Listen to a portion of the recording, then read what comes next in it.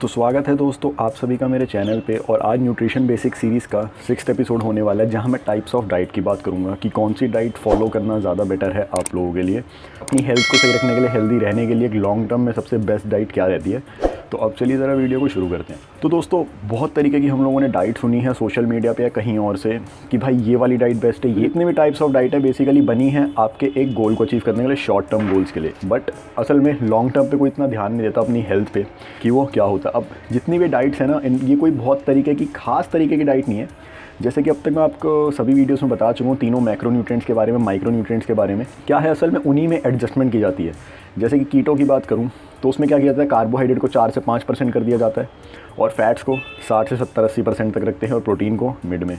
और ऐसे ही मैं बात करूँ हाई प्रोटीन डाइट की, हाई प्रोटीन डाइट में प्रोटीन का कंटेंट ज़्यादा बढ़ा दिया जाता है और कार्ब्स और फैट्स को थोड़ा लो कर दिया जाता है। तो कुछ नहीं होता खास इन डाइट्स में, कुछ ऐसा खास। या तो होगा कोई मैक्रोन्यूट्रिएंट को कम ज़्यादा कर देंगे, एडजस्टमेंट की जाती है उसमें, या फिर किसी पर्टिकुलर फूड आइटम्स को एक्सक्लूड किया जाता है उन डाइट्स में।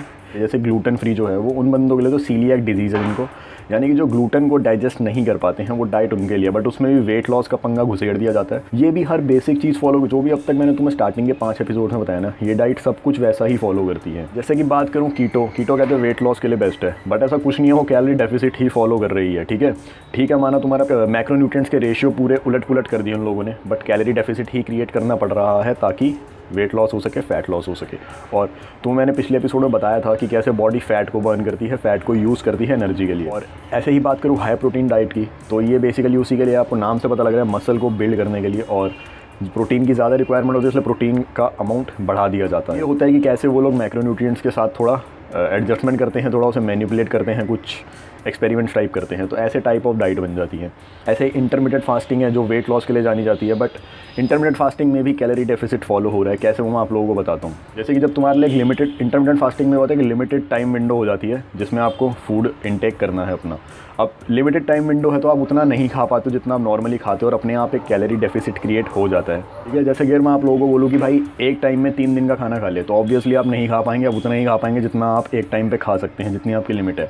तो ऐसे ही होता है यार, कैलोरी डेफिसिट अपने आप ही क्रिएट हो जाएगा। जैसे इंटरमिटेंट फास्टिंग में होता है कि आप 8 घंटे तक फूड इनटेक करेंगे, आपकी ईटिंग विंडो है, और 16 घंटे आप लोगों का फास्ट है। तो ईटिंग विंडो ही लिमिटेड हो चुकी है, तो बंदा भाई इतना नहीं खा पाता और एक कैलोरी डेफिसिट अपने आप क्रिएट होता है। तो इन डाइट्स में मैं तुम्हें बस ये बताना चाहता हूँ, इन डाइट्स में कुछ ऐसा खास नहीं है जो आपके रिजल्ट्स को बूस्ट करता है या बहुत अलग तरीके से आते हैं। और इंटरमिटेंट फास्टिंग और कीटो पे एक अलग से मैंने वीडियो बना रखा है, तो मैं चाहूँगा एक बार पूरा उसे डिटेल में देखें, जिसमें मैंने उसके फ़ायदे नुकसान दोनों के दोनों बताए हैं। और जैसे ग्लूटेन फ्री डाइट मैंने तुम्हें बताया, वो भी बहुत ज़्यादा चलती है कि वेट लॉस के लिए अच्छी है, बट ऐसा कुछ नहीं है। वो उन्हीं लोगों के लिए यार जिनको सीलिएक डिजीज़ है, यानी जिसमें ग्लूटेन को वो डाइजेस्ट उनकी बॉडी नहीं कर पाती है, तो उनके लिए होती है ग्लूटेन फ्री डाइट। तो स्पेशली कुछ वेट लॉस के लिए, बट अगर तुम ग्लूटेन फ्री में कैलोरी डेफिसिट भाई बना लोगे तो वेट लॉस कर लोगे, कैलोरी सरप्लस रहेगा तो वज़न ही गेन करोगे। ये तो कहते हैं बेसिक रूल है यार ये, कि तुम्हारा जब कैलोरी इंटेक ज़्यादा होगा तुम्हारा वज़न बढ़ेगा, कैलोरी इंटेक कम होगा तो भाई वज़न घटेगा। बहुत छोटी सी और आसान सी बात है, लोग इसे कॉम्प्लिकेटेड बना देते हैं। मार्केटिंग इनकी कुछ इस तरीके से की जाती है सभी डाइट्स की कि तुम्हें लगता है कि बहुत अच्छी हैं। अब प्लस हेल्थ के पर्सपेक्टिव से अगर मैं देखूँ तो सबसे पहले मैंने तुम्हें बताया था कि ये डाइट शॉर्ट टर्म गोल्स के लिए ठीक है। हेल्थ के पर्सपेक्टिव से देखो तो मुझे डाइट्स इतनी सही नहीं लगती। जैसे मैं कीटो की बात करूँ, कीटो में यार कार्बोहाइड्रेट टोटली कम कर दिया गया है। अब तुम लोग बोलोगे कि फ़ैट्स ज़्यादा है भाई, और आपने बताया था कि fats second source of energy होता है कार्बोहाइड्रेट्स के बाद। बिल्कुल मैं एग्री करता हूँ इस बात से, बट आप एक चीज़ सोच के देखो, पूरी लाइफ आपकी बॉडी ने कार्बोहाइड्रेट से एनर्जी बनाई है, अचानक से ही आप कार्बोहाइड्रेट बंद कर रहे हो, 60-70% की इंटेक से सीधा 5% पे आ रहे हो, तो बॉडी कुछ तो इश्यूज़ फेस करेगी ना। तो ऑब्वियस सी बात है। अच्छा, मैं कीटो डाइट की एक और बात करूँ, जैसे एक इंडियन मील्स के हिसाब से, इंडियन डाइटिंग सिनेरियो जो भी है, आप कुछ भी कहो, इंडियन डाइट सिस्टम या मील सिस्टम, तो उसके हिसाब से कीटो मुझे बिल्कुल भी सही नहीं लगती। क्योंकि एक नॉर्मल इंडियन प्लेट जो होती है मील की, वो कुछ इस तरीके की दिखती है।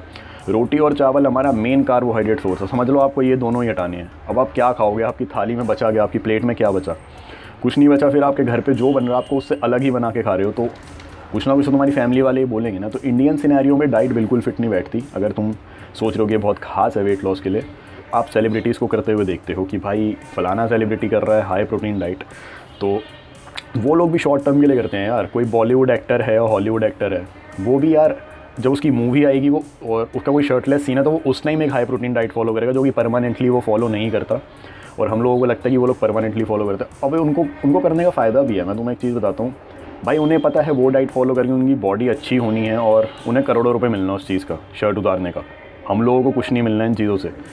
इंस्टाग्राम पे थोड़े लाइक्स ज़्यादा आ जाएंगे, बस इससे ज़्यादा और कुछ नहीं है। तो इन चीज़ों का ख्याल रखो। वो लोग ये फॉलो कर सकते हैं, उनको कुछ रिटर्न मिल रहा है, उनके लिए ये डाइट काइंड ऑफ इन्वेस्टमेंट समझ लो आप लोग, ठीक है। हम लोगों के लिए कोई इन्वेस्टमेंट नहीं है, खर्चा है और सिर दर्द अलग से। और बात करूँ हाई प्रोटीन की, मैंने तुम्हें बताया था ओवर कंजम्पशन जब हो जाती है प्रोटीन की तो गैस इश्यूज़ होंगे, डाइजेस्टिव इश्यूज़ हो जाते हैं, गैस बनती है लोगों को। और ज़रूरी नहीं है हर कोई इतना हाई प्रोटीन डाइजेस्ट कर पाए।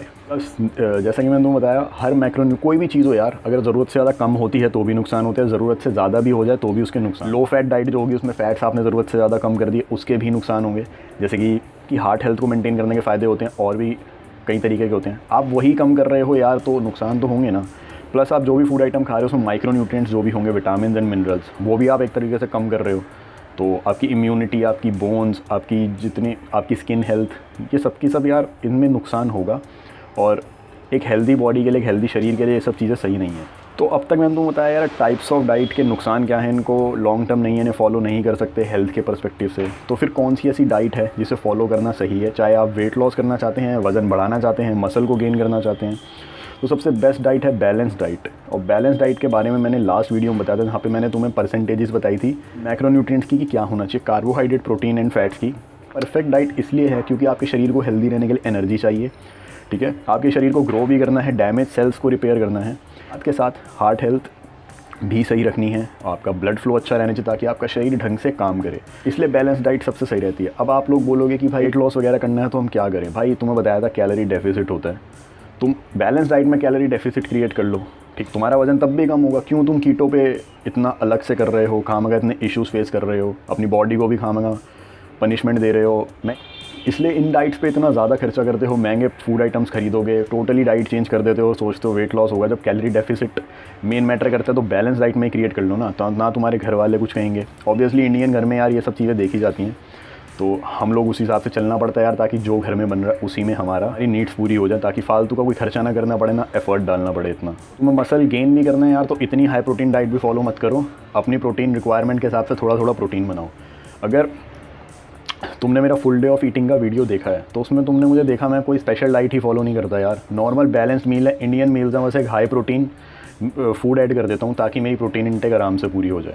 तो ऐसा नहीं ज़रूरी कि मैं स्पेशल कोई लो कार्ब डाइट फॉलो कर रहा हूँ, मेरा बैलेंस डाइट है, परफेक्ट है। एक हेल्दी डाइट को रखो, तुम उस हेल्दी डाइट में भाई मसल भी बिल्ड कर लोगे, लोग फैट भी लॉस करोगे। तो बैलेंस डाइट में आप सब कर सकते हो। ऐसा नहीं होता कि जब आपको वेट लॉस करना है तो अपनी हेल्थ को इग्नोर कर रहे हो। हेल्थ को कभी भी इग्नोर मत किया करो, ये डाइट्स आपकी हेल्थ पे इतना ध्यान नहीं देती। तो इसलिए बैलेंस डाइट ज़्यादा सही रहती है, आपके जो बॉडी की हेल्थ है हर चीज़ को कवर करके चलती है। चाहे आप कुछ भी कर रहे हो, एक बैलेंस डाइट हमेशा बना के रखो, तुम्हारी प्रायोरिटी होनी चाहिए तुम्हारी हेल्थ, चाहे तुम्हारा गोल कुछ भी है।